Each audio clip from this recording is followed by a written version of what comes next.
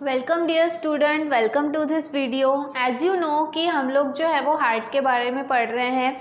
In last some videos we have seen about the internal structure of heart, external structure of heart. तो blood circulation से या body circulation से जुड़ा हुआ एक और टॉपिक है, वो है ब्लड वेसल्स। ठीक है, क्योंकि हार्ट जब भी ब्लड पंप आउट करता है या हार्ट में जब भी ब्लड आता है तो वो ब्लड वेसल्स ही लेकर आते हैं। ठीक है ना, ब्लड वेसल्स जो है ये हमारे पूरे बॉडी में फैले हुए हैं ताकि हमारे बॉडी में प्रॉपरली ब्लड जो है वो सर्कुलेट किया जा सके।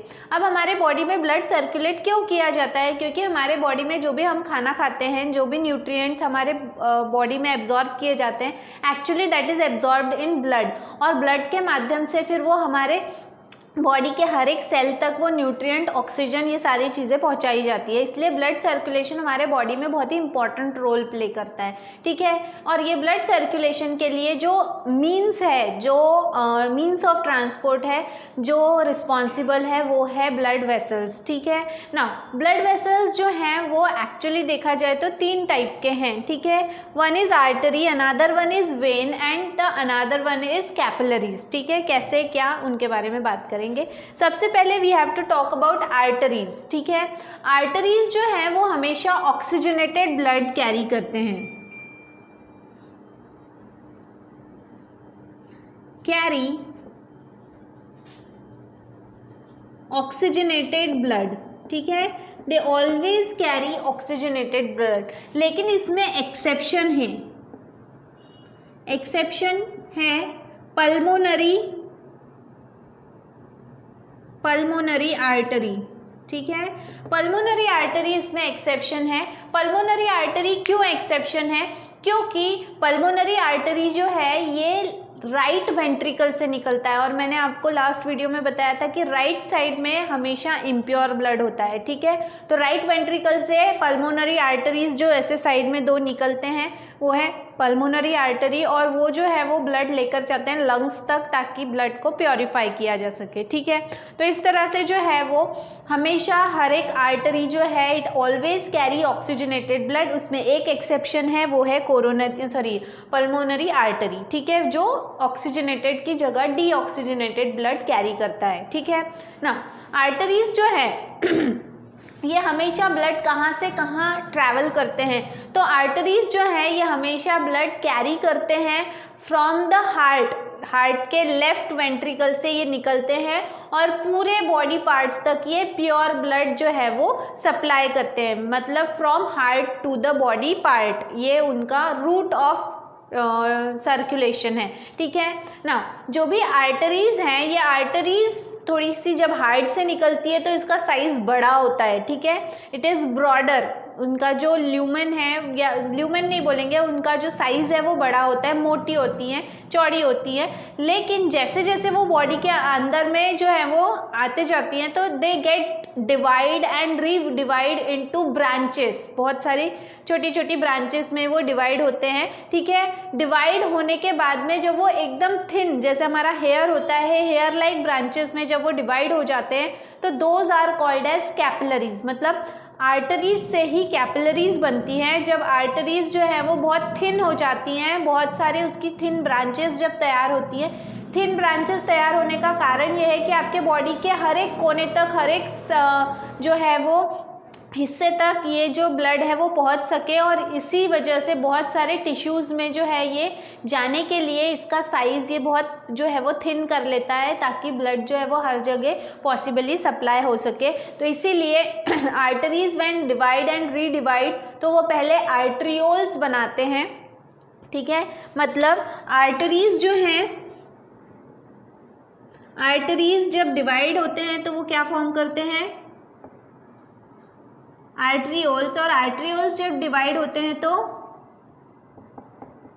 कैपिलरी फॉर्म करते हैं। ठीक है, तो पहले जो है वो आर्टरीज मोटी होती हैं, फिर ब्रांचेस बनती है, आर्ट्रियोल्स कहलाते हैं, और पतली छोटी ब्रांचेस बनती हैं, फिर वो कैपिलरीज कहलाते हैं। ठीक है, तो इस तरह से जो है वो आर्टरीज जो हैं वो हार्ट से निकलती हैं प्योर ब्लड कैरी करती है। इनमें एक एक्सेप्शन है, वो है पल्मोनरी आर्टरी, जो ऑक्सीजनेटेड की जगह डीऑक्सीजनेटेड ब्लड कैरी करते हैं।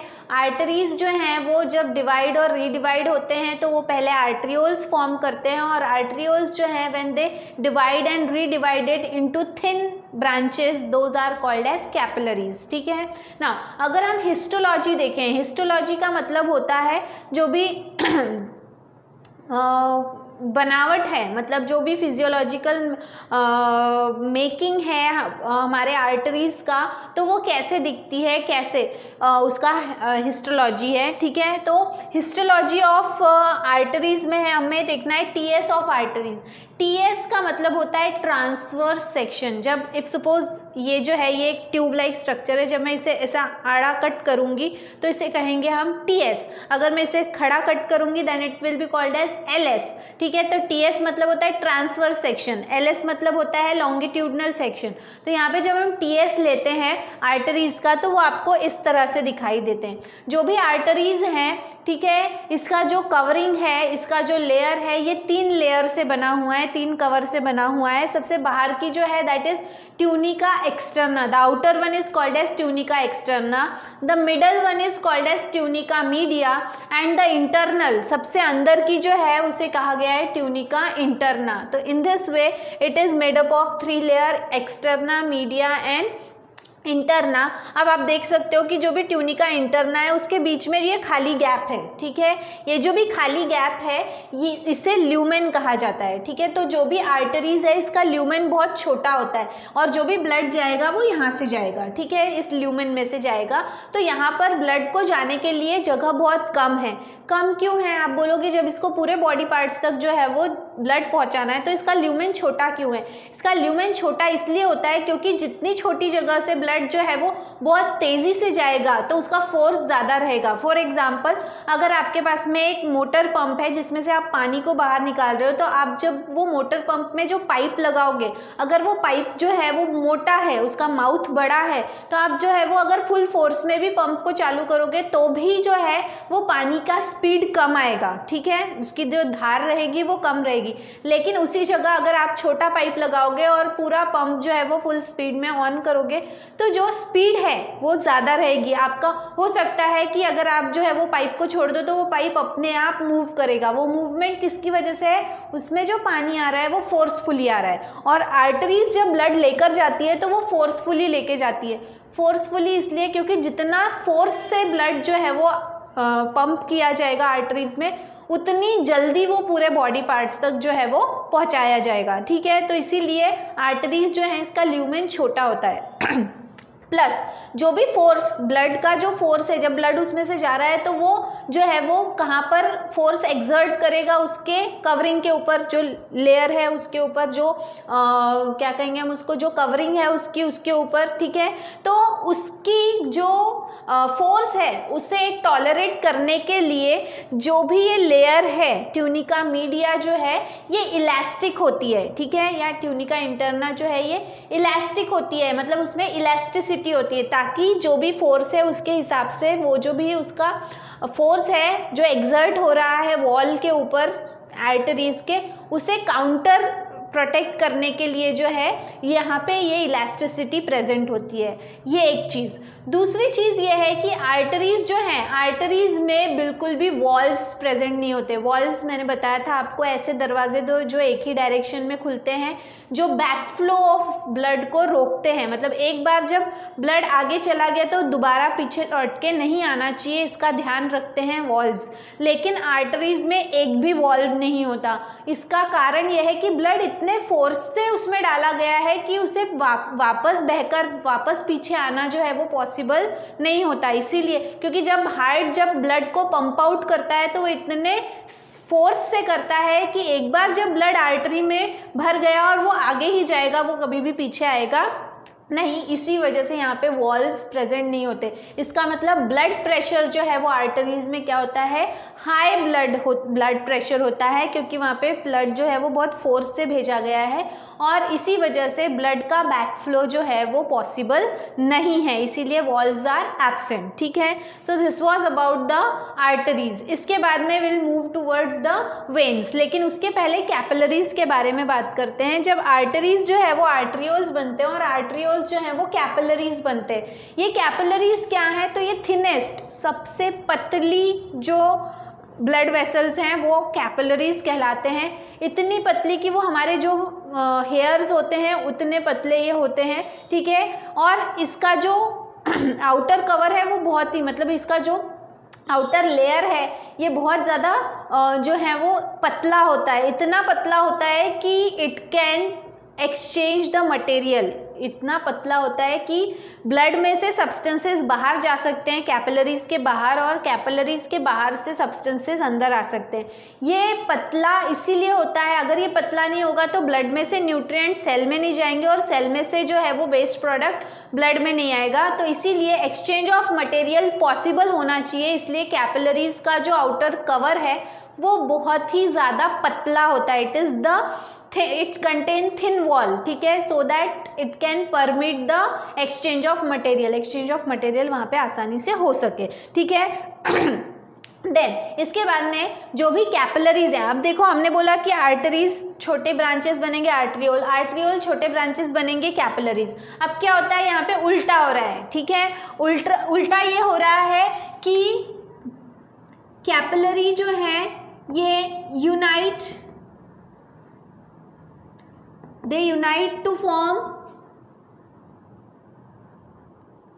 वेन्यूल्स। ठीक है, वो क्या होते हैं, यूनाइट होते हैं, मतलब कंबाइंड, पतले पतले हैं वो, जब वापस जुड़ेंगे तो वो क्या फॉर्म करेंगे, वेन्यूल्स फॉर्म करेंगे। एंड वेन्यूल्स जो है they unite to form veins, मतलब आर्टरीज से आर्ट्रियोल बना, आर्ट्रियोल से कैपिलरी बना।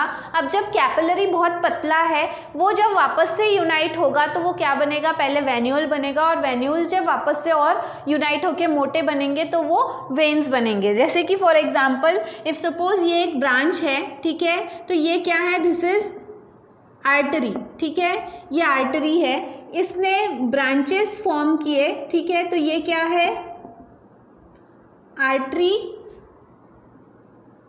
ओल। ठीक है, आर्ट्रियोल। इसके बाद में ये जब आगे और थिन ब्रांचेस फॉर्म करेंगे, this will be called as capillary. ठीक है, देन इसके बाद में कैपिलरी जो है, बहुत सारी कैपिलरीज जब आपस में ज्वाइन होंगी, they will be called as venules, और भी 2-3 वेन्यूल्स आपस में ज्वाइन होंगे और वो एक बड़ा सा ट्यूब फॉर्म करेंगे, that will be called as veins. ठीक है, तो इस तरह से जो है वो हमारे बॉडी में हार्ट से ब्लड लेकर जाते हैं आर्टरीज जो है वो डिवाइड होते हैं आर्ट्रियोल में, आर्ट्रियोल्स डिवाइड होते हैं कैपिलरीज में। अब जब कैपिलरीज ने एक्सचेंज ऑफ मटेरियल कर लिया, यूजफुल चीज़ें सेल को दे दी या हार्मफुल चीज़ें या वेस्ट चीज़ें वहाँ से ले ली, वेस्ट चीज़ें लेने के बाद में it will carry deoxygenated blood, तो वो खुद कैरी नहीं करता, वो बहुत सारे कैपिलरीज आपस में ज्वाइन होके वेन्यूल्स बनाते हैं और वेन्यूल्स आपस में ज्वाइन होके वेन्स बनाते हैं और वो फिर डीऑक्सीजनेटेड ब्लड हमारे हार्ट में लेकर आते हैं। ठीक है, तो ये है कैपिलरी। इसके बाद में है वेन्स। वेन्स जो है वो हमेशा कौन सा ब्लड कैरी करते हैं, कैरी डीऑक्सीजनेटेड ब्लड। ठीक है, वो हमेशा कौन सा ब्लड कैरी करते हैं, डीऑक्सीजनेटेड। लेकिन यहाँ पर भी एक्सेप्शन है, वो है पल्मोनरी वेन्स। ठीक है, पल्मोनरी वेन्स जो है वो, जो मैंने बताया था आपको, 2 पेयर्स, ठीक है, 4 पल्मोनरी वेन होते हैं जो लेफ्ट एट्रियम में खुलते हैं, तो वो पूरे बॉडी से पूरे बॉडी से नहीं, लंग्स से जो है वो प्योर ब्लड लेकर आते हैं और हार्ट में रिलीज करते हैं।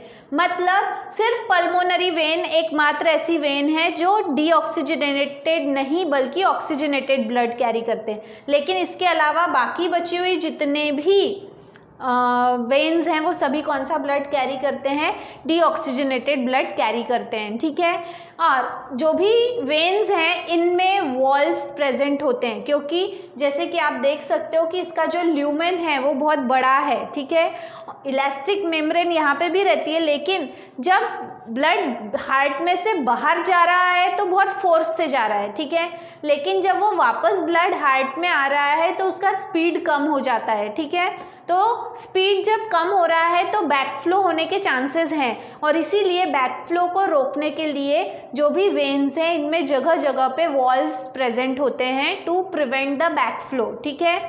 मतलब आर्टरी और वेन में अगर हम देखें तो आर्टरीज में वॉल्व्स प्रेजेंट नहीं रहते, वेन में वॉल्व्स प्रेजेंट होते हैं। आर्टरीज जो है इसमें ब्लड का प्रेशर हाई होता है, वेन्स में ब्लड का प्रेशर लो होता है, ठीक है। आर्टरीज जो है इसका ल्यूमेन छोटा होता है, लेकिन वेन का ल्यूमेन क्या होता है, बड़ा होता है, ठीक है। तो ये फर्क है किसमें, आर्टरीज और वेन में। Arteries always carry oxygenated blood while veins always carry deoxygenated blood, लेकिन दोनों में ही एक्सेप्शंस है ना। अगर हम हिस्टोलॉजी की बात करें वेन की, तो जो भी वेन है it is also divided, the layer और the covering of vein is also divided into 3 layer. सबसे बाहर की जो है दैट इज ट्यूनिका एक्सटर्ना, बीच की जो है दैट इज ट्यूनिका मीडिया, और सबसे अंदर की जो है दैट इज ट्यूनिका इंटरना, ठीक है। यहाँ पर देखो इंटरना के अंदर में ल्यूमेन है, ल्यूमेन बहुत बड़ा है, ठीक है, एज कंपेयर टू आर्टरीज। तो ये जो है this is the difference between artery and when, ठीक है। इस तरह से हमारे बॉडी में 3 अलग अलग प्रकार के ब्लड वेसल, एक्चुअली 2 ही मेन टाइप हैं ब्लड वेसल के, तीसरा टाइप जिसे हम कैपिलरी कह रहे हैं, ठीक है, तो वो एक्चुअली किसका पार्ट है, आर्टरी का ही पार्ट है। तो हमारे बॉडी में जो भी सर्कुलेटरी सिस्टम है इसमें 2 main type of blood vessels होते हैं, one is artery and one is when. तो इस तरह से इस वीडियो में हमने देखा कि व्हाट इज़ आर्टरी, उसका स्ट्रक्चर क्या है, व्हाट इज़ वेन, उसका स्ट्रक्चर क्या है, दोनों के फंक्शन क्या है, and what is the basic difference between arteries and veins, ठीक है। तो इस तरह से आज के वीडियो में जो है वो हम इतना देखा है हमने। इसके बाद वाले वीडियो में will be talking about something else, ठीक है। तब तक के लिए थैंक यू वेरी मच, ठीक है।